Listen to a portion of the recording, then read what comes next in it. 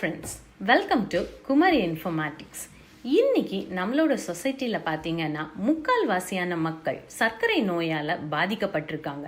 So அதனால தான் நம்ம இன்னைக்கு நம்மளோட சேனலில் சர்க்கரை நோயாளிகளுக்கான உணவு முறைகள் மற்றும் பழக்க வழக்கங்கள், அதாவது diet chart and physical activities of diabetic patients பற்றி இன்னைக்கு நம்ம பார்க்க போகிறோம். அதுக்கு முன்னாடி டயபெட்டிக்ஸ், அதாவது சர்க்கரை வியாதி அப்படின்னா என்னன்னு பார்ப்போம்.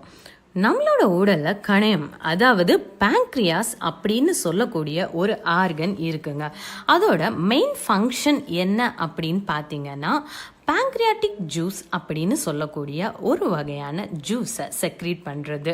அது மட்டும் இல்லாமல் இன்சுலின் அப்படின்னு சொல்லக்கூடிய ஒரு ஹார்மோனையும் இது உருவாக்குதுங்க. இந்த ஹார்மோனோட வேலை, அதாவது இந்த இன்சுலின் ஹார்மோனோட வேலை என்ன அப்படின்னு பார்த்தீங்கன்னா நம்ம உடம்புல இருக்கக்கூடிய சுகர் லெவலை மெயின்டைன் பண்ணுறது தான். எப்போ இந்த பேங்க்ரியாஸ், அதாவது கணையத்தில் ப்ராப்ளம் வருதோ அப்போ இந்த இன்சுலின் லெவல் கம்மியாகி நம்ம உடம்புல சர்க்கரை வியாதி வருது.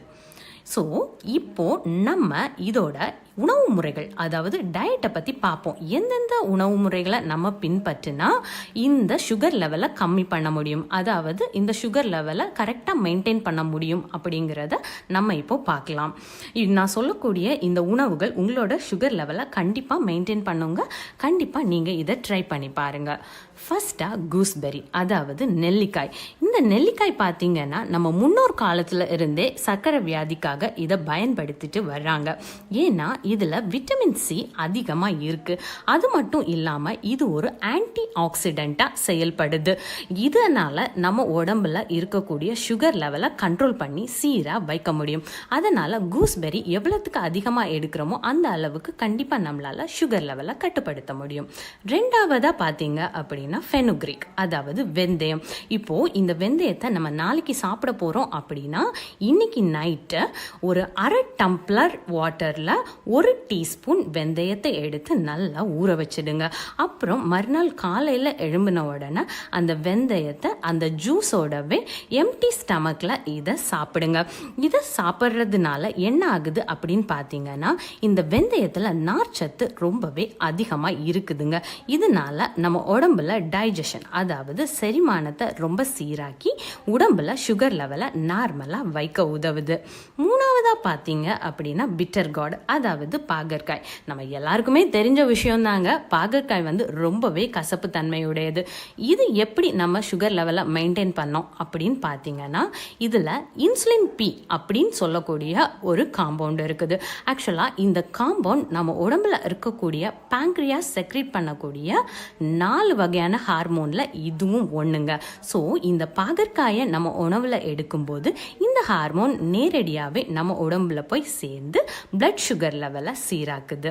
இதே மாதிரி இன்னும் வேறு எதெல்லாம் சாப்பிட்டா நம்ம சுகர் லெவலை கண்ட்ரோலாக வச்சுருக்கலாம் அப்படின்னு பார்த்தீங்கன்னா கோவைக்காய், வெள்ளரிக்காய், வெண்டைக்காய், கீரை வகைகள், லவங்கப்பட்டை போட்டு சூடு பண்ணின தண்ணி, அலோவேரா ஜூஸ், ராகி, கோதுமை, திணை இதெல்லாம் சாப்பிட்றதுனால கண்டிப்பாக நம்மளோட சுகர் லெவலை நம்ம மெயின்டைன் பண்ணிக்க முடியும்.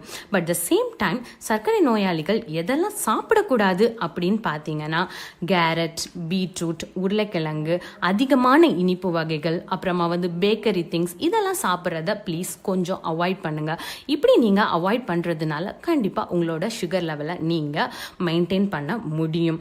அது மட்டும் இல்லைங்க, நம்ம செய்யக்கூடிய பிராணாயாமம், அதாவது மூச்சு பயிற்சி, சின்ன சின்ன உடற்பயிற்சிகள், அப்புறமா மார்னிங் எடுக்கக்கூடிய சன் பாத், இந்த மாதிரியான ஃபிசிக்கல் ஆக்டிவிட்டீஸும் நம்ம வந்து கண்டினியூஸாக எடுக்கும்போது நம்ம உடம்புல இருக்கக்கூடிய சுகர் லெவலை நம்ம சீராக மெயின்டைன் பண்ண முடியும். ஒரு நலமான வாழ்வு வாழ முடியுங்க. இந்த டயபெட்டிக்ஸை பொறுத்த வரைக்கும் இது ஒரு கண்ட்ரோலபிள் டிசார்டர் தாங்க. ஸோ எவ்வளோ தூரம் கண்ட்ரோல் பண்ணி போகிறோமோ அவ்வளோ தூரத்துக்கு நம்ம லைஃப்பை எக்ஸ்டெண்ட் பண்ணி கொண்டு போகலாம். The same time doctors advice பண்ணுற மெடிசனையும் நீங்கள் மறக்காமல் யூஸ் பண்ணுங்கள். ஏன்னா ஆள் பாதி ஆடை பாதின்னு சொல்கிற மாதிரி நம்ம லைஃப்பில் மருத்துவம் பாதி, உணவு முறைகள் பாதி, இந்த இரண்டும் தான் ஒரு நல்ல ஹெல்தி லைஃப்பை லீட் பண்ணி கொண்டு போகுங்க. என்ன ஃப்ரெண்ட்ஸ், இந்த வீடியோ உங்களுக்கு உங்களுக்கு ரொம்பவே யூஸ்ஃபுல்லாக இருந்திருக்கும் அப்படின்னு நான் நம்புகிறேன். நிஜமாகவே நீங்களும் இது யூஸ்ஃபுல்லாக இருந்து அப்படின்னு ஃபீல் பண்ணினீங்கன்னா லைக் பண்ணுங்கள், ஷேர் பண்ணுங்கள். இன்னும் எங்களோட சேனலை சப்ஸ்கிரைப் பண்ணாதவங்க மறக்காமல் சப்ஸ்கிரைப் பண்ணுங்கள். அது மட்டும் இல்லைங்க, இன்னும் இது மாதிரியான ஏதாவது இன்ஃபர்மேஷன் உங்களுக்கு தேவைப்படுது அப்படின்னா மறக்காமல் எங்களோட கமெண்ட் பாக்ஸில் கமெண்ட் பண்ணுங்கள். ஸோ தட் நீங்கள் என்ன இன்ஃபர்மேஷன் எதிர்பார்க்குறீங்களோ அந்த இன்ஃபர்மேஷன் உங்களுக்காக கண்டிப்பாக எங்களோட சேனலில் நாங்கள் கொடுப்போம். அது மட்டும் இல்லாமல் இன்னும் நிறைய இன்ஃபர்மேஷனோட உங்களை அடுத்த வீடியோவில் சந்திக்கிறேன். அது வரைக்கும் உங்களிடமிருந்து விடைபெறுவது உங்கள் தன்யா. பாய். I never made it, but I know what it takes.